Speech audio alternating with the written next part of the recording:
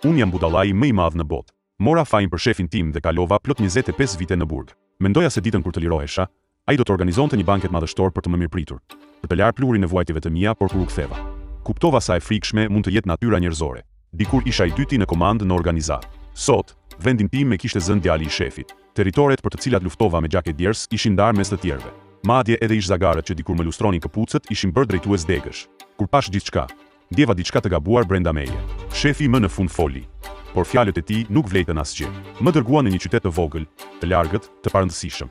Aty e kuptova çfarë do të thotë vërtet tmerri i natyrës njerëzore. Unë që dikur ndava jetën dhe vdekjen me ta. U përballa vetëm me zhgënjim. Kodin deri që mbajta për 25 vite, më duket tani si një shaka e hidhur. Gruaja më laqë ditën e parë kur hyra në burg. Me vajzën nuk kam folur prej 18 vitesh. Ajo më urren. Dhe megjithatë, disa njerëz ende guxojnë të më tregojnë me gisht. Harrojnë që kur unë po ndërtoja emrin tim me grushta, ata ende mbanin pelena. Njërin prej tyre e mësova me